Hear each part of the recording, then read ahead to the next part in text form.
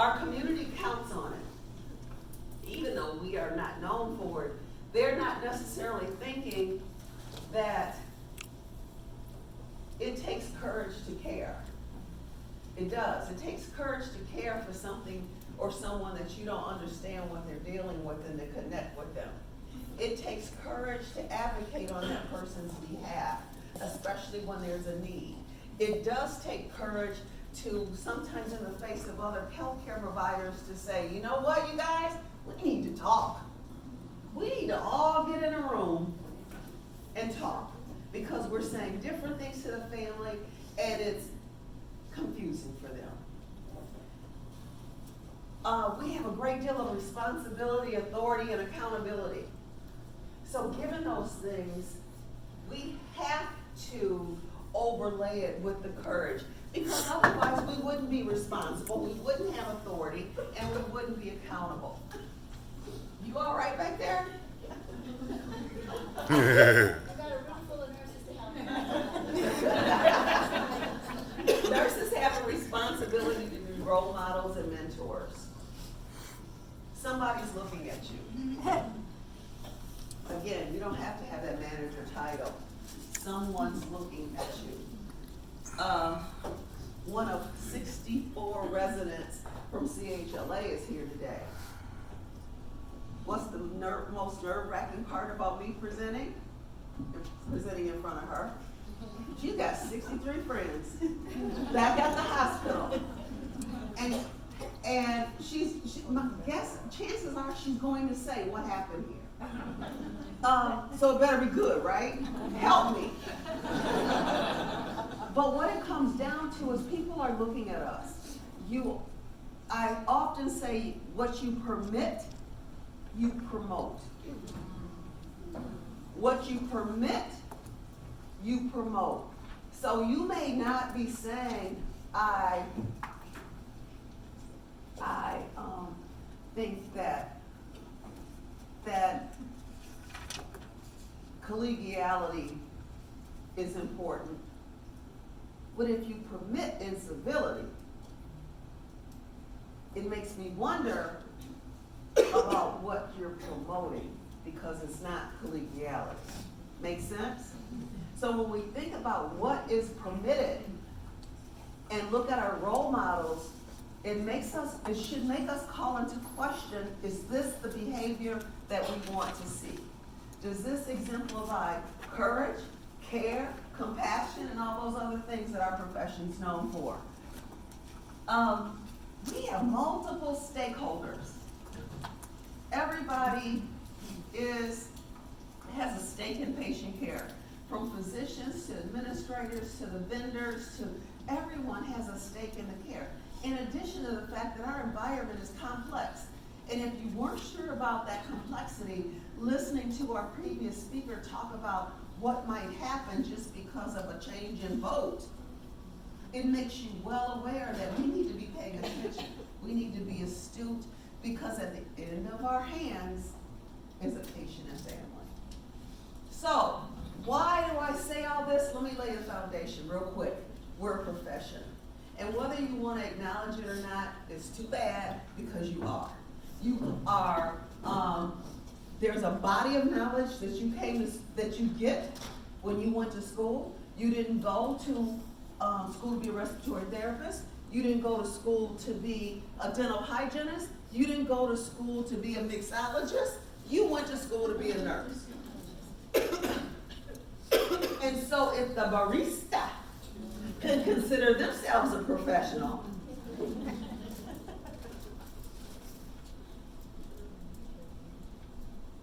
there might be barista schools.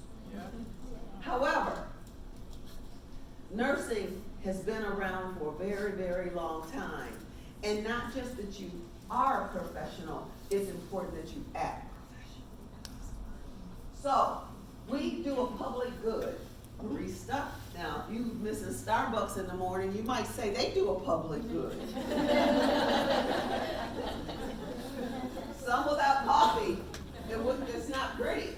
There's desire for autonomy in our work situations. Most nurses, once they got it, and it's like, okay, I got this.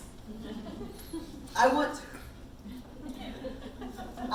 to a gala, big gala, and this guy right here in the back of me arrested.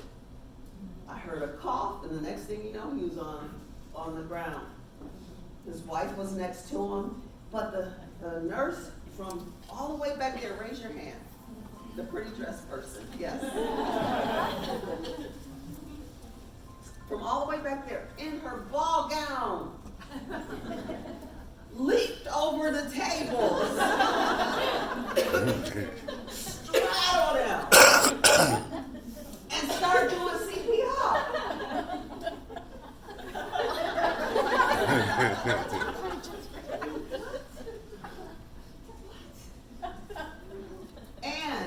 But she was like the nurse's nurse of that community.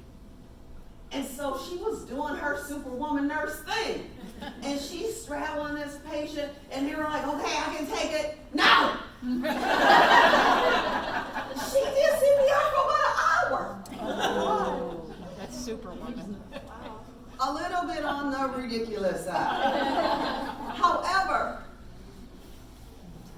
that day exemplified that she's always ready to be called into action, even in a ball gown, straddling a stranger. All the way through the parking lot to the hospital. Now, preferences for self-regulation, peer control, and review. We don't want anybody else reviewing our stuff. Don't be reviewing my practice. Is that right? Now, so our practice is our practice, and our peers can review our practice, but you can't review my practice, you can't review my practice. If you're a different profession, you can't review my practice. You don't know my practice, so you can't review it. And think about it, and sometimes we give these aspects of our profession away. Stop it, because you have the authority to review nursing practice. And you didn't just land here this morning. You didn't. Somewhere in there, it was planted that you would be a nurse. It's a calling. It's a life work. It's something that we hold sacred and feel is important, is needed by the community, and gives us a place of reverence and respect in society. It's a calling. We have an obligation, given the fact that we're a profession, we have a calling, that we're the most trusted. We have to have the courage and conviction to perform at the highest levels of our practice and license. It is not okay to just give up. It is not okay to say, well, I did all my competencies, I don't have to do anything else. It is not okay to not function at the highest level of your profession. It's just not. And we have to have the courage and conviction to refuse to function from a place of fear and complexity. Why won't you do it? Because I'm scared. Why won't you say it? Because I'm scared. Why won't you call the doctor? Because he's gonna yell at me. Why won't you check right or left side of the surgical site? Because he's not feeling well. I had someone, true story, compromise their license, falsify documentation, said they checked the surgical site and marked it, did not get it to the OR, it was not marked, they went in the wrong way, and you go, you should have went, when the nurse didn't do it. Falsified documentation. And you know why? Because the doctor wasn't feeling well. And he's already a yeller. And so she didn't want to make him mad. Because he had declared, I'm sick, I haven't had lunch, people leave me alone. Yep, true story. What are you willing to do to avoid upsetting somebody, not being popular? Are you willing to compromise your license because someone might yell at 2 o'clock in the morning when you call? I hope not. We have an obligation because of our community covenant, whether you stood up and made a pledge in front of community at large or the state of California by virtue of the fact that you took the licensure exam and passed it and are practicing, you have an obligation to the community. You have to have the courage and conviction to uphold the mission, vision, and values of the organization you work. There is no excuse for saying, you know, this is the mission of this hospital, but I really don't believe in it. I tell nurses who say they want to work in pediatrics, you know what I ask them? Do you like families? I know you like kids, but do you like their mama? How about their neighbor? How about the baby daddy? Do you like him? They're coming. They're coming. So it's not enough to say, I like kids. I like kids. You like sick kids? Puking kids? Kids that are in pain? Parents that are anxious and on 10 on a scale of 1 to 5?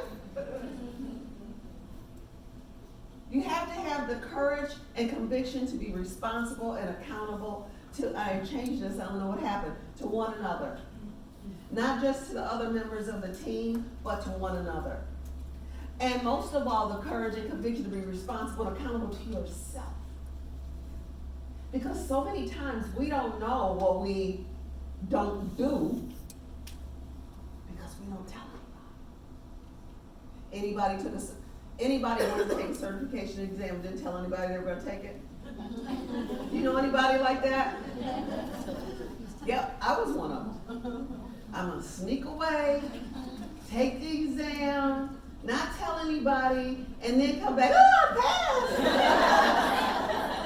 passed! So there are lots of names for courage. There's challenges and you're daring, but the bottom line is the choice and willingness to confront agony, pain, danger, uncertainty, or intimidation. That's courage in general. But that's not what we're talking about. We're not talking about the physical stuff either. We're not talking about putting out fires. We're not talking about bravery in the face of physical pain, hardship, death, or the threat of death. We're not talking about soldier courage, fireman courage, policeman courage, trauma team courage. We're not talking about that. What are we talking about? What we're talking about is moral courage. The ability to act rightly in the face of popular opposition, shame, scandal, discouragement, or personal loss. Let me pick this apart in a minute. Personal loss. No, I'm not talking about you losing your job. I'm talking about them not inviting you to have lunch anymore. I'm talking about that. I'm not talking about discouragement in the fact that, oh, I'm so mad at myself. I'm not talking about that. I'm talking about discouragement that comes from up here that says, oh my God, what school did you go to? I'm not talking about scandal like my favorite show that went off and I'm still breathing. I'm not talking about that. I'm talking about somebody putting you on blast, saying things that aren't true. And you know we are notorious for putting crap on Facebook, stop it. I am so very serious, because if you want to discredit the profession, take professional issues, post them on your page, and have friends and strangers who don't have a dog in the fight comment on it. Why? To prove you're right? Stop. It's not professional. It's not nice. And it's a form of incivility. Shame comes along with that. How about opposition? This is the thing. As nurses, we have a tendency to get a vote on every career decision we make. We want to get a quorum, and we want to follow Robert's rules on our life. Is it 50% plus one that says I should go back to school? Is it the majority that I should get a new job? Well, the majority says this is not the career for me. Who asked them? You. And then when it doesn't resonate, or you're doing something that's not you, whose fault is that? You gave your career to the majority, and this is the crazy part. They responded to your inquiry from the perspective of their own fears. How do I know? Have you ever asked someone something and they go, well, if I were you, if it were me, I don't know. Huh? Well, you sure about that? Stop it.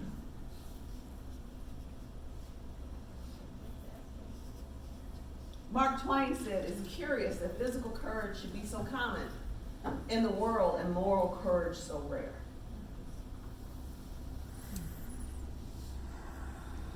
So what do we need to do? Knowing what to do and doing it is two different things. Courage is a feeling. Courage is an action, I'm sorry. Fear is a feeling. Fear is a feeling. Courage is an action. So what does that mean? I gotta do it in spite of being afraid. I gotta do it anyway. And I don't do it part